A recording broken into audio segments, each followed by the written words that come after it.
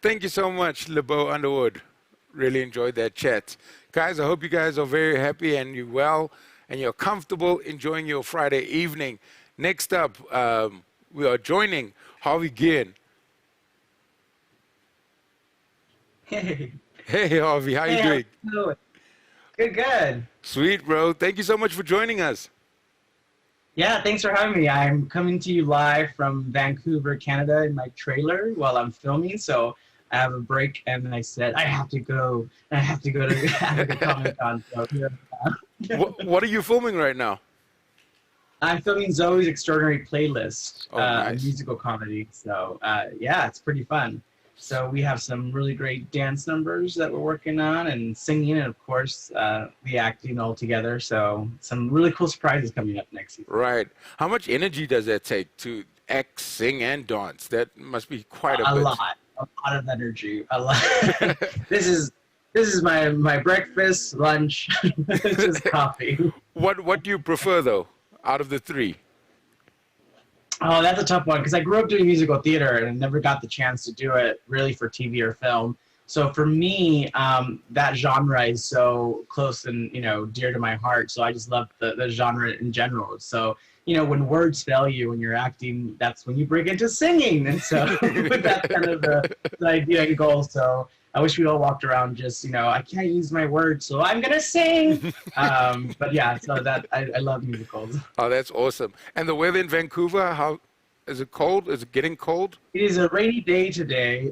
Actually, I don't know if you can hear it, but the rain's coming down on the trailer.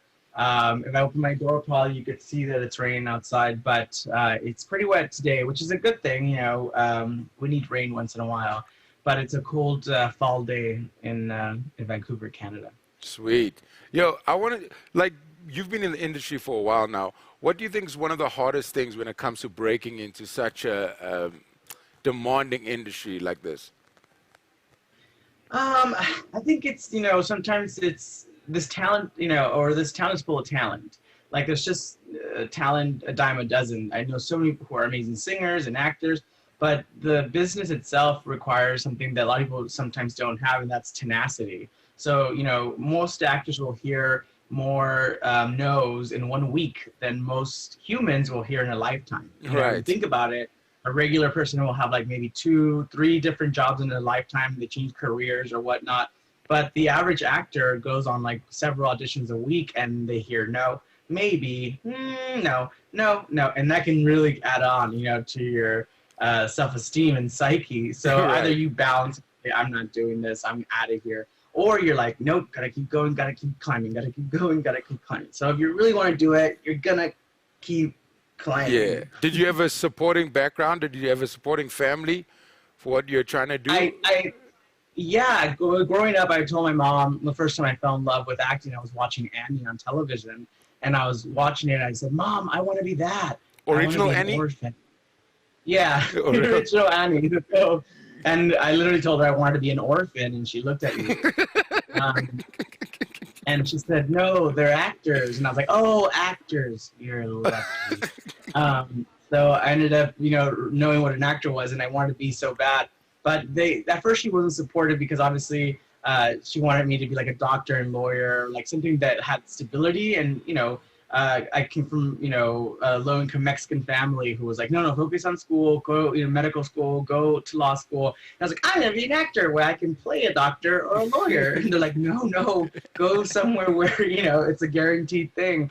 And unfortunately for me, it panned out. And now they're like, oh, it all worked out. But, parents are weary of kids going to acting sometimes. Totally. What was your first break? What was that first role you got that made you feel like, okay, I've arrived? I think the first thing I booked was a guest star on an Ashton Kutcher show that he was producing with Chris Parnell, and it was called Misguided, and it was about a guidance school counselor played by Judy Greer, and I played a high school student who was a school blogger, kind of like Perez Hilton, Right. but my name was Lindsay Lopez, and I was a school blogger, and it was my first day on set, and everyone was just like, you got hair and makeup, and they're like, we're walking with talent, and like people are walking you to places, you're like, ooh, this is so crazy. And then looking back, it was just like, the start of many things that I've been honored to do. Right. And like we've just come out of a whole global pandemic. I think we're still going through it. But how do you manage your time apart from working? What else do you enjoy doing? Yeah, so during this time, which we're still in a pandemic, even to come to Vancouver, I had to quarantine for 14 days, so to be safe. And obviously, the country only welcomes you if you're following guidelines and whatnot. During this time, I think everyone's just finding new outlets. I've always been a writer, but I've been writing more now that I've had more time at home or whatnot. So I've been doing that, and been fortunate enough that for the last 6 months, I've been on and off doing projects like that, and projects from home as well, doing things that are safe from the safety of my home, like voiceover work for animation and whatnot, where it's just you and a recording, a thing boxed in your closet or something. Right. You can't get sounded. But do you feel like there's a challenge when it comes to doing voiceover work, where you've got to really get into that character and sell it through your vocals, instead of taking on that full character, mind, body, soul? For me, it's like the same thing. Like if I'm doing vocals and it's just in front of a microphone, I'm still engaged body-wise. So it's like, because with animation, it's usually just a little bit more, caricature. And so I become the character. So even when I'm doing the voice, I have to do the movements of like with my body, because I can't be in front of the thing go, watch out. Just like for me, it doesn't work, because it's just like I have to feel even that character. Even though it's a cartoon, I have to feel it. Right. Look, you said you wanted to be an actor. You saw Annie and you decided this is something you want to do. If you weren't doing what you're doing today, what would be the other profession that you'd find yourself in? Oh man, that's a tough one. I had my guidance counselor ask me this in high school, and they said, "What's your backup plan? I want to be an actor." And I literally said, "I don't have one." I said, "Either an actor or bust." And I never thought of it, but I always had like, "Ooh, what ifs?" But I could try different things. Like I love history, so like something that I think would be cool is like a historian. But then people would be like, "That's lame." But like a historian would be kind of cool, which is only doing research for characters from like period pieces for me anyway. So probably that, or a coach, like that'd be kind of cool, like a Broadway old-fashioned coach. That's a character. See, I just want to do characters. Right. I want to play characters. You think in movies. I have. You think in movies. Oh, so have you ever turned down a role that you regretted? No, I don't think because I regret it I turned it down for a reason, and it wasn't regret. Right. If I turn down something, it's probably because I'm not vibing with the project, or I don't feel that I need to add that to my resume. It's something I've already kind of played similar or whatnot in the past, that it just sounds like it's repeating itself. I'll be like, let's try something different, so not really, not at all. Or if I can't find something, that character that really kind of draws me in, right. then never regret. I think everything happens for a reason. And then sometimes even roles that I have gone out for in the past, that if I don't book that role or something, I'd be like, oh, I wish I would have gotten that role. And then I see it on TV, or the person who does it, and they're perfect, but you're like, oh no, never mind, like that person is the person for that role. Or sometimes you see the project and the whole project itself, you're like, oh, thank God, that is a burning trash can. Good thing I did not get into that way. So before you took on the role in What We're Doing in the Shadows, did you see the movie before that? No, I hadn't seen the movie, and actually it was on my queue to watch on Amazon. And the reason I got the role is because I went to a wine and cheese night. My friend invited me to her house. Oh, and wow. It was just her and her best friend and her my friend's husband and her new baby. And I went to this wine and cheese night, and it was like the 5 of us talking. And then the next day I got a text from an unknown number, and it was Yvonne, her friend, who I just met that night. She goes, "Hey, I think you're so funny. You should audition for my fiance's new show." And I was like, I'm not falling for that trick again. And so like, come to this dark alley and we'll make a movie. And I was like, wait a minute. And she said, "You got to hurry though, because they're casting this part really quickly." And they had already cast the rest of the group. Like every vampire was cast. It was the last character they were casting that week. And I went into the audition. I walked in. I wore like this sweater vest and a long orange shirt. I popped out some Harry Potter glasses, and I parted my hair in the middle and like curled it up. And I was like, if this doesn't scream familiar, I don't know what will. And also the character was 20 years older than I am, so I wanted to age myself up more, because I thought, I was like, oh, they're not going to believe that I've been working for 20 years for this vampire. And they made the character younger. I booked it, and then they made him younger, and the rest is Guillermo history. That must have been an awesome audition, the fact that they decided to make the character younger by 20 years. That's quite a huge gap. Yeah. Sometimes that happens. I feel like I made a career out of doing things like that. Like Magicians, which I also shot here in Vancouver, was an audition that I got, and at the last minute, the casting directors in LA were like, "Oh no, we have our choices. We actually don't even need to send a tape," because I was going to send a tape in. And I was like, "No, I really want to." I feel like Benedict was like this character that I could really bring some light to. And they're like, "That's okay. We'll get you in the next one." And then I was already in Vancouver filming a movie at the time. And I was like, wait a minute, they probably have a casting office here, so I could just go to the casting office in Vancouver. So I walked into the casting office in Vancouver with the appointment, of course, and they put me on tape, sent it to the producers, and the producers were like, that guy, and they had to tell the casting office in LA, we found someone in Vancouver, and they were like, ooh, Harvey, and they're like, but we told him that we didn't have. Did you pick up any magic tricks while doing the Magicians? Yeah. So, this old stuff with the hands and stuff. That's all magic. What do people mostly recognize you from on the streets? What is that one show? It depends, because the demographics are so different. Like if you are into horror or into like teenage thrillers, you recognize me from like Truth or Dare, the movie. I was taking a COVID test the other day, because we have to. You just have to stay healthy, and everyone has to be safe on set. Taking a COVID test before I got on a plane to come to Vancouver, and the person giving me the COVID test, like, "You're in Truth or Dare," and I was like, "You have that stick up my nose, like you said." He was like, "You're in Truth or Dare." I was like, "Oh yeah." Oh, me. I was in Truth or Dare, and she's like, I love that movie. Oh, you're bleeding. No, it wasn't bleeding, but she did realize who I was while she was sticking a stick in my nose. I want to know how much corpsing happens on the set of What We Do in the Shadows. Oh, like I must have I'm really good at staying in character. The only person who really makes me break character is Kayvon, just because I have a lot of scenes with him, and Kayvon is so funny. Like he's just so. Like half of the stuff that you don't even get to see is like gold, because we can't use it, because it's like either the scene's too long or whatnot. In the first season, we had a take that was supposed to be around maybe 2 minutes, 3 minutes tops. The improv that we did for it, the whole team, it ran for like 22 minutes. 22 minutes for one scene that is supposed to be 2 minutes long, but we can't use 22 minutes of footage, but we have that somewhere in a vault that you'll see on the 50th anniversary. That scene sounds like it was more for you guys, like you were so in it. But I'm sure the fans would love to see a scene like that, because 22 minutes must have been gold.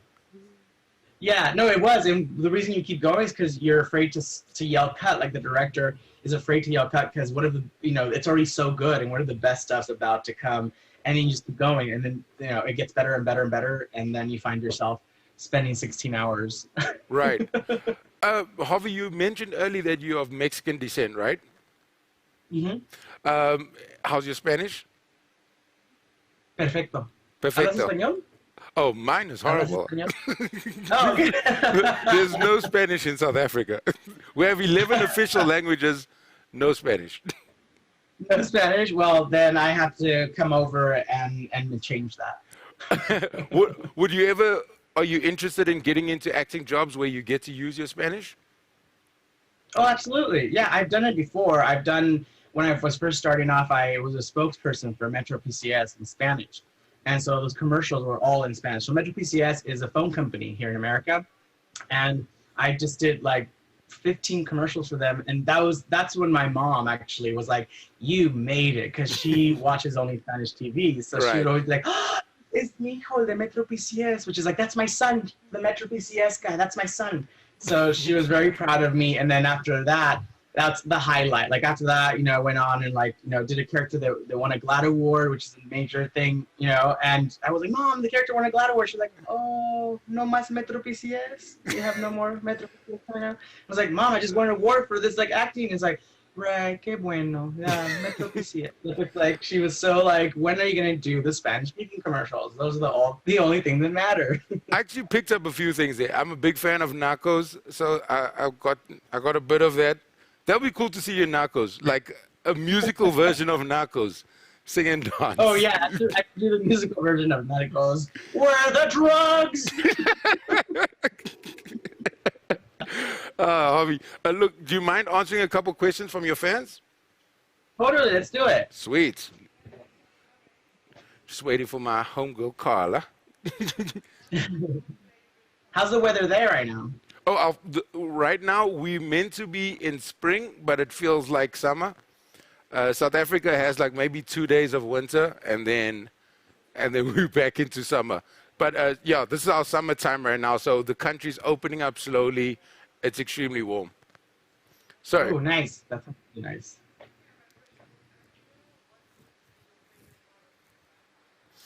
Andrea would like to know, what would be your favorite part of being a vampire? Ooh, good question, Andrea.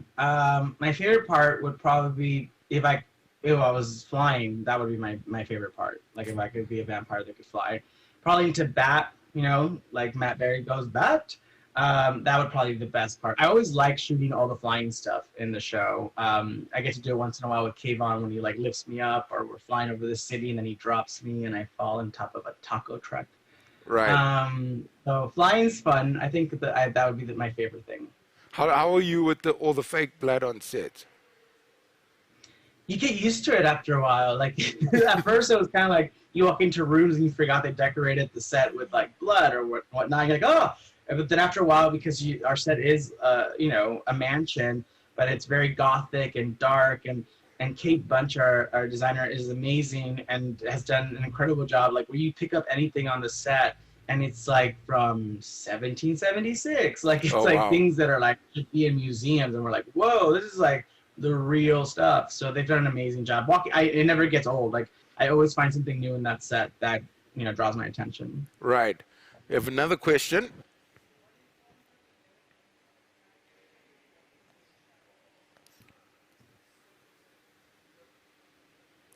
What informed the development of your character and what we do in the shadows in terms of his,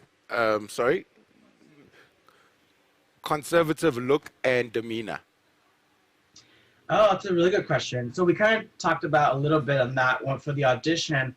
I was thinking Guillermo, I don't know a lot of Guillermos, so the only person that came up in my head was, Guillermo del Toro, the idea was that I wanted to think of how Guillermo would look to me, and in my head, this character who's been basically, familiar and servant to Nandor, would be toned down. It would be kind of lost in the crowd because he doesn't speak up. He does what he's told, submissive. So the color palettes and whatnot, and the demeanor for Guillermo was very that. So it's very even his speaking voice is softer. And so when people meet me in real life, they're like, "Oh wow, I thought you were gonna be like Guillermo," and I'm not.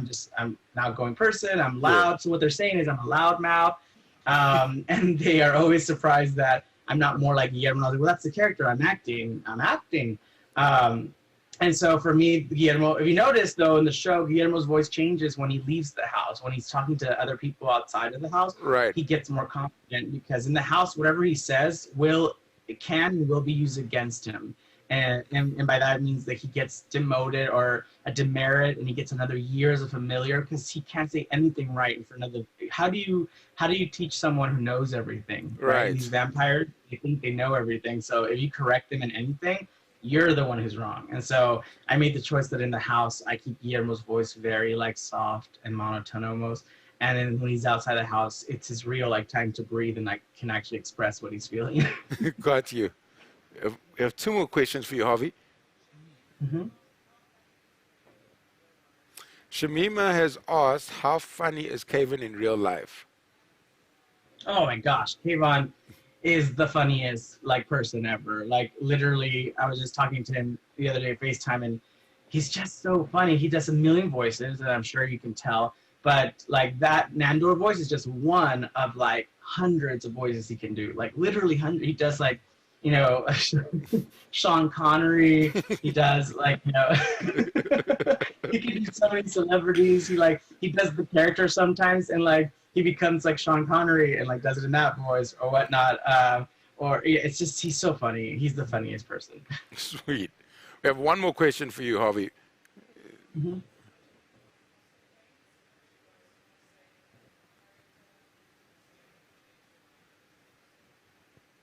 Oh, this isn't a question. This is more of a compliment from Possum Paints. She said that your character generally changed her life and gave her such positive points. Oh, that's so sweet. Yeah, That's, you know, that's really nice. I think a lot of people are drawn to Guillermo because we've all been a Guillermo at one point or another in our lives. We've all had a job that we didn't love, or a boss that overlooked us for a promotion, or been in love with someone from afar that maybe, you know, something didn't develop, or even if it was platonic, but like a friendship or whatnot, that you give more than the other person does. So we all have been a Guillermo once in our lives, and I feel that's why Guillermo's the only human in the show. So we, you know, connect to him because he's going through an emotional roller coaster, and we're all going through something. You know, Right. the world's like in the middle of a pandemic right now. Everyone's going through something. So the lesson is be kind to everyone. You don't know what journey, you know, and what problems they have, and if we're just a little bit kinder to one another, I think we can go further that way. Totally. Thank you so much, Harvey. Thank you. I wanted to make sure that I got your surname right. It's Harvey Guillén. I wanted to. That's right. That's the right pronunciation? Harvey Guillén. Yeah, you said it, and you said you didn't speak Spanish, and there it is. I told Guillén. you it's Narcos. It's helped me so much. Thank you so much. And we cannot wait for you to come to South Africa. I'll see you there. Please. Look after yourself and have a great day on set. Have a good one, guys. Bye. Bye. Ladies and gentlemen, Harvey Guillén. Right now, we're going to get a quick word from the sponsors, but please do not go anywhere because we will be back with a very special guest. Stay in your seat.